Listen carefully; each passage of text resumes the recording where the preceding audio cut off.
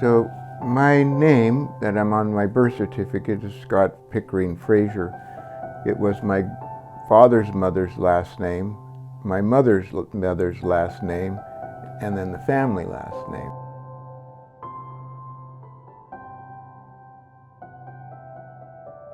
The wolf reintroduction, it took many years to actually come to fruition. And one of the men that worked in Yellowstone Park, he came and he asked me if I would be interested in participating in the reintroduction of Yellowstone wolves. And I said, yeah, I would certainly like to do that. And I told him that, you know, in my life, I watched animals go into the endangered zone. And with that, I felt it was my responsibility to participate in something that actually got put back into the environment. I had no idea about what a wolf was because they were gone. I explained to them that I thought it would be really important to have a native input. I said a group of us would like to come up when you bring them in and welcome them, because these are Canadian wolves. The other thing that I explained to him is I also, in my prayers, I want to explain to the other animals that something is coming, something's going to be released that's going to change their lives, and they need to pay attention. So the superintendent, apparently he liked me. He said, I'll let somebody get a hold of you, and they will inform you about it, because all of this transportation is secret. Top secret. There had been threats about, intercepting or killing or, maiming or doing damage to the wolves. So what he told me was that they would get a hold of me, and so I would be notified 24 hours before the delivery, and I had to be able to get to the park within an hour and a half, because they would have an irregular schedule. And the night that they did that and they brought them in, it was in the middle of the winter. It was about 6 below. And we went out to where the wolves would be brought in cages, and they would be taken by horse and sled and deposited in one of the facilities, which were 1-acre spots. So we were getting nervous and excited, because I'd never seen a wolf. Sure enough, it was 24 hours. And then I called my family and said, come up, we're ready to go. And then they said, okay, let's go. And so we got in the truck car and we went up to Yellowstone. We were in Bozeman at the time. And the paparazzi and the media had been waiting for the arrival, but the Stock Growers Association had put a block, restraining order or whatever on the wolves, with the idea, in my opinion, that they would not allow them to be unloaded once they arrived. The wolves were held in cages. The airplane came, people took pictures, the news said the wolves were here. We were called, off we went. And CNN and all of those media people were at Gardner, Montana, and we were asked, do you want to go up and meet the media? And I said no. And so they took us in. There was nobody there where we went, and as the wolves were coming down from either Great Falls or Helena, we prepared the area, and as we were there, the rangers descended on us like we were, they came from everywhere, and what are you doing here? We had a man from the park with us, and he said, these men have been given the right to come in here. And as we sang our songs, and I said the prayers, and I said, all you animals, you know, you have to realize there will be a new kid on the block, and a coyote sang. And I said, well, off we go. And so we went. So we went back home, went to sleep, and then the wolves arrived. And all of, you know, CNN and Fox, all of those news people, they called us. Will you come out and do that for us? And I said, no, we've done it for now. And they brought out the wolves, and they, you know, the fanfare was overwhelming. There were school buses worth of paparazzi, and, you know, the media was there. It was a circus. Yellowstone turned into a circus that night. And I wouldn't participate in it. I wasn't there for that. And so a couple of months later, or a month or later, one of the park men came, and he said, we want to open the gate. We want to open the gate and let the wolves out now, because they've been acclimated. But they won't come out. And I said, well, we'll go and we'll sing them a song, and maybe they'll be curious and come over and see us, you know. So we went out in the daylight, and we were across, the cage was there, and we were way across the valley singing to them. And eventually they came out. And as they came out, we said to them that we will adopt you, and in that adoption we will do a Sundance for you as our family. You know, we said that we would help them, and the wolves, and we did. So the next year they brought in wolves again, up to Blacktail Ridge, I believe. And this time we were forced to be with the media. So it was like we felt, I said, I feel like the Beatles, you know, because as we were walking, you could hear the clicks of the cameras, and there was hundreds of cameras. And our photographs are everywhere. We don't know we don't even know where they all are now.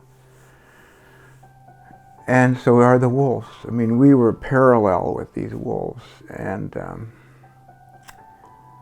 so we sang a song, and as we sang a song, they came out of their cages into the big area, you know, right away. And so everybody was happy with them. And the wolves did as best they could, you know, at first, but it just seemed like they, you know, weren't hitting off, you know, it wasn't hitting, but lo and behold, everything started to go good. They were hunting buffaloes, they were taking them down in the snow. And then people started coming, and lots of people, lots of cameras. So Yellowstone, you know, became a different place overnight. The night we went out and did the original blessing for the wolf. And then began, you know, the daily reports on the activities of the wolves. You know, wolves are over here, the wolves are over here, the wolves are over here. And then one was shot. So they called us, and we went down to where it was shot, and we did our prayers down there. And I said, this is what's going to happen. This is how it's going to happen. All those wolves have to do is come out of the park, and I think what's happening is we have collars on them. People outside are calling them to come out of the park, and then they shoot them. The effect of a shot wolf on the population of people who are drawn to this is incredible. The ripple effect will be huge, and it's worldwide. It's not a local issue. A wolf that is a popular wolf amongst the photographers gets shot, and the people that are in love with the wolf, they are so sad. It's brutality for everything. We are a cruel animal.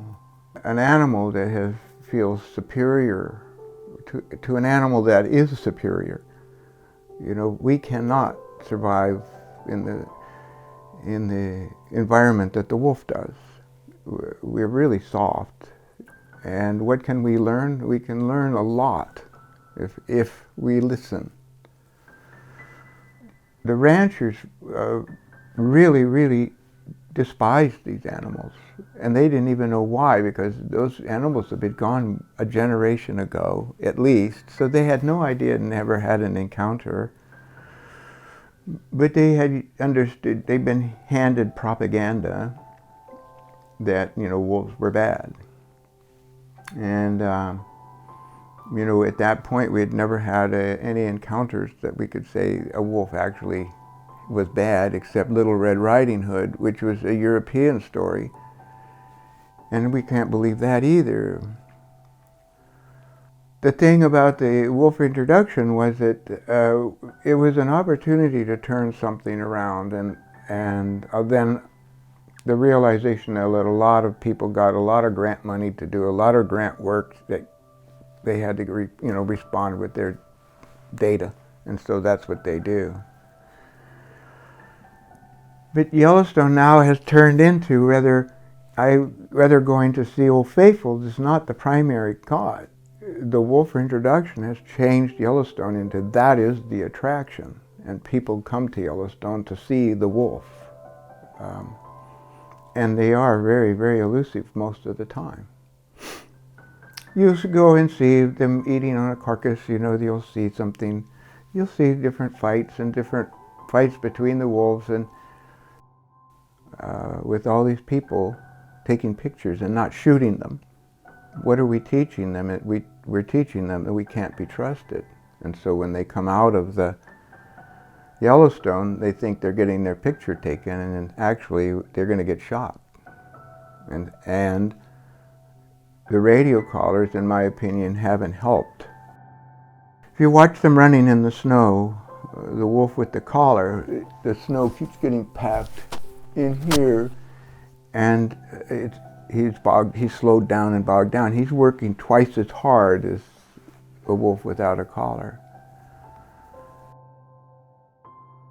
I think the reintroduction of the wolf into Yellowstone has brought some really good people together to talk about, scientists to talk about wolves and their behavior, their life cycle, and numbers of things that, because the wolf is so elusive, we didn't know things that are wolf types of behaviors. I think the wolf has a message, and I think the message is people are awakening to the environmental needs of balance, of the ecology of wetlands, and the ecology of the forests, the leafy trees that the elk had been eating and the buffalo had been eating. Now that wolf is there, they've been reducing those herds. A wolf doesn't go up and take out a big, strong buffalo. It takes out something that's sick. So it's part of something that's, balancing. So in that reintroduction, I think a lot of the Indians got activated just as much as the non-Indians did. I think there was a spiritual moment there that really called out to people on how to treat life.